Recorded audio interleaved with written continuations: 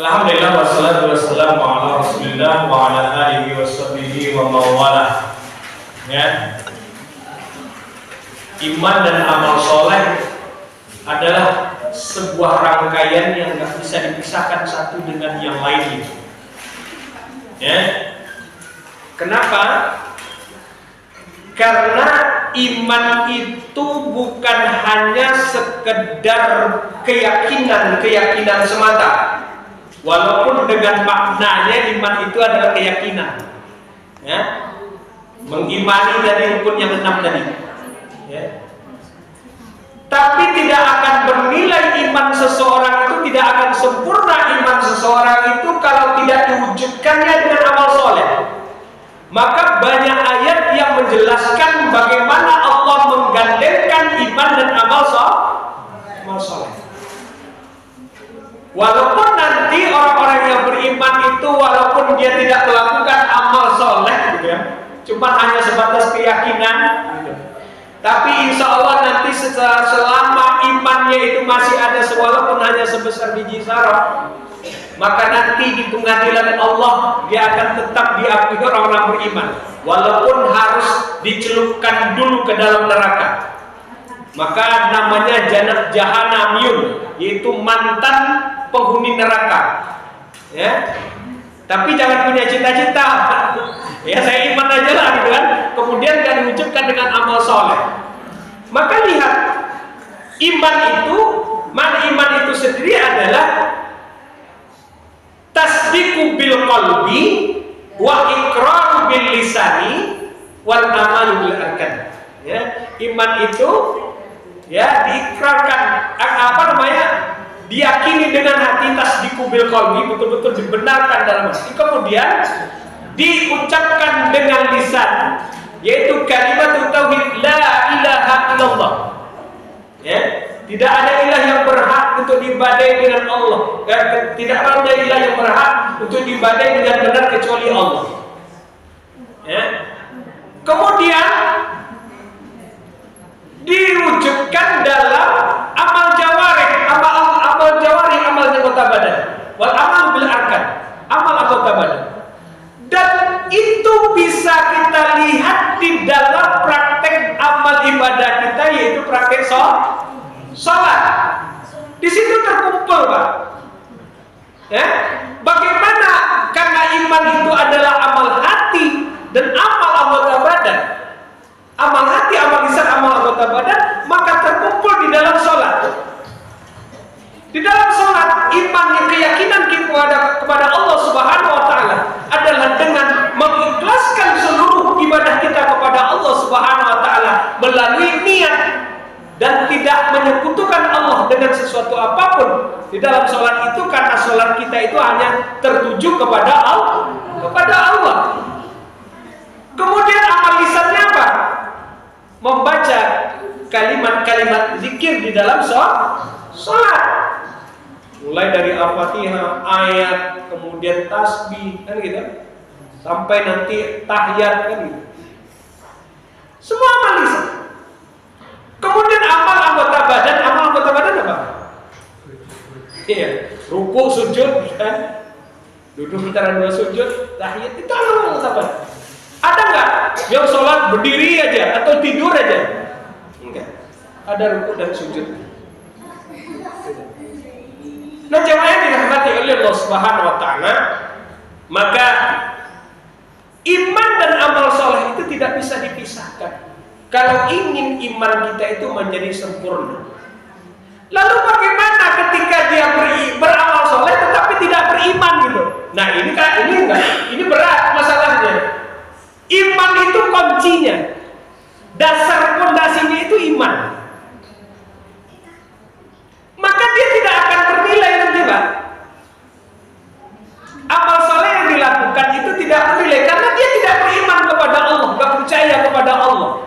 Bagaimana mungkin amalnya akan bernilai? Walaupun nanti di hadapan manusia itu bernilai, tapi hanya sekedar di dunia, Bu. Ya, karena dia tidak beriman, kan gitu. Sebagaimana ketika saya pernah kisahkan, itu Jud'an. Abdullah bin Jud'an itu orang baik, ya, di tengah-tengah masyarakat Quraisy. Walaupun awalnya Abdullah bin Jud'an ini adalah seorang yang melarang hidupnya, miskin betul, sehingga terjebak ke dalam perbuatan salah, sampai merampok, mencuri, kemudian sampai diusir oleh masyarakat. Nah kemudian karena tidak tahan lagi untuk menjalani kehidupan ini, putus asa, sehingga Abdullah bin Jud'an ini ingin mengakhiri hidupnya, mencari bukit yang tinggi di sekitar Mekah, kemudian ingin terjun ke jurang. Tetapi qadarullah nggak jadi terjun, Pak. Karena apa? Ketika dia mau melihat ke bawah, mendapatkan harta yang banyak, akhirnya nggak jadi bunuh diri. Gitu. Tapi saya juga nyaranin ya, nanti pergi juga cari bukit, kemudian lompat gitu, karena bosan hidup, ya nggak ada harta karun di situ. Nah Abdullah bin Jud'an itu Allah takdirkan menemukan harta banyak, sehingga nggak jadi bunuh diri. Nah kemudian apa? Untuk mengembalikan kepercayaan masyarakat kepadanya, kemudian dia bagi-bagi hartanya itu. Ketika habis dia jemput lagi, ya. Dermawan beliau. Dan itu kan pernah ditanyakan oleh Ibunda Aisyah kepada Rasulullah SAW, bagaimana dengan Abdullah bin Jud'an, karena dia termasuk salah satu pamannya Abu Bakar As-Siddiq. Gitu. Ditanyakan tentang keadaan bagaimana dengan kebaikan-kebaikan Abdullah bin Jud'an ini. Bahkan pernah satu ketika seseorang disuruh naik Ka'bah, kemudian diumumkan bahwa Abdullah bin Jud'an akan menjamu kita semua. Maka disuruh datang dijamu, Pak. Maka Ibu Aisyah itu bertanya, bagaimana dengan Abdullah bin Jud'an? Dia sangat dermawan, suka membantu fakir miskin, suka memuliakan tamu. Lalu bermanfaat enggak apa yang dia lakukan? Dengan tegas Rasulullah menjawab, tidak. Wahai putri As-Siddiq, tidak. Karena apa? Karena sudah belum pernah sehari pun dalam kehidupannya mengucapkan Rabbi filli hati yaumiddin. Ya Allah, ampunilah aku. Ya. Dan kesalahan-kesalahanku pada dia. Enggak. Dia nggak masuk Islam, sehingga nggak bermanfaat sedikit pun. Maka ini sebagai dalil bagi kita bahwa betapa luar biasa hebatnya iman itu. Ketika kita beriman, maka insya Allah kebaikan-kebaikan yang kita lakukan itu akan bernilai di sisi Allah Subhanahu Wa Taala. Tetapi ketika kita tidak beriman, ya, maka tidak akan bernilai. Walaupun dia melakukan kebaikan-kebaikan, amal soleh, amal kebaikan, sebagaimana Abdullah bin Jud'an, gak nilai. Walaupun di tengah-tengah masyarakat bermanfaat. Maka Allah ingatkan juga di dalam surat Al-Furqan ayat 23, wa qadimna ila ma amilu min amalin faja'alnahu haba'an mansura. Dan akan kami perlihatkan segala amal kebaikan mereka, kemudian kami jadikan amal itu bagaikan debu yang berterbangan. Kenapa? Karena tidak beriman. Ya, tidak beriman kepada Allah Subhanahu Wa Taala. Karena itu kuncinya, Pak. Untuk diterima amal itu beriman kepada Allah. Kita harus berislam. Nah kemudian juga apa? Karena keikhlasan kita beribadah kepada Allah Subhanahu Wa Taala itu juga akan bernilai di sisi Allah Subhanahu Wa Taala. Bisa jadi amal kita menjadi debu yang berterbangan karena amal yang kita lakukan tidak ditujukan kepada Allah. Sebagaimana Abdullah bin Jud'an, ya, melakukan kebaikan-kebaikan itu, membantu fakir miskin, suka memuliakan tamu, kan itu amalan-amalan unggulan. Dermawan dia. Tapi tujuannya apa? Untuk mengembalikan posisinya agar dimuliakan oleh masyarakat. Dan dia mendapatkan itu sehingga diangkat menjadi kepala kaumnya. Dan itu dia dapatkan. Tetapi apa? Kata Rasulullah, tidak ada nilainya. Nah, itu ya Bu ya. Jadi iman itu pokoknya. Gak boleh tidak. Maka gak boleh dibalik. Gak boleh dibalik. Amal soleh dia tapi beriman enggak. Tapi apa? Sekarang dia beriman dan beramal soleh. Maka ketika dia beriman dan beramal soleh, maka dia akan mendapatkan kebaikan dalam kehidupannya. Tidak hanya di dunia, tetapi juga di akhirat. Sebagaimana Allah Subhanahu wa taala telah menjelaskan di dalam surat An-Nahl ayat 97, man amila sholihan min sakarin aw unsa wa huwa mu'min falanuhyiyannahu hayatan thayyibah wa lanajziyannahum ajrahum bi ahsani ma kanu ya'malun. Barang siapa yang beramal soleh, baik laki-laki maupun perempuan, dan dia beriman kepada Allah Subhanahu wa taala. Nih, beriman dan amal soleh. Falanuhyiyannahu hayatan thayyibah. Maka sungguh dia akan meraih hayatan thayyibah. Maka sungguh akan kami berikan kepadanya hayatan thayyibah, yaitu kehidupan yang baik, baik di dunia, baik di alam kubur, baik di akhirat. Kemudian yang gak kalah luar biasa lagi, wala najziyannahum ajrahum bi ahsani ma kanu ya'malun, dan sungguh akan kami berikan balasan yang jauh lebih baik dari apa yang mereka kerjakan. Itu apa? Buah iman dan amal solehnya. Maka ini tidak boleh dipisahkan.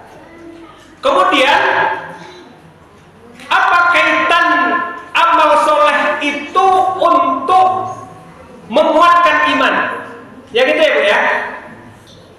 Begitu pentingnya tadi itu. Ya, pertanyaan yang kedua itu. Peran penting amal soleh betul untuk menguatkan iman. Bagaimana iman kita akan kuat kalau kita tidak mau beramal soleh? Gitu. Karena tadi iman hanya bukan sebatas pengakuan. Ketika kita melakukan ibadah kepada Allah Subhanahu wa taala, otomatis iman kita itu akan naik, akan meningkat. Dan itu akan menguatkan iman.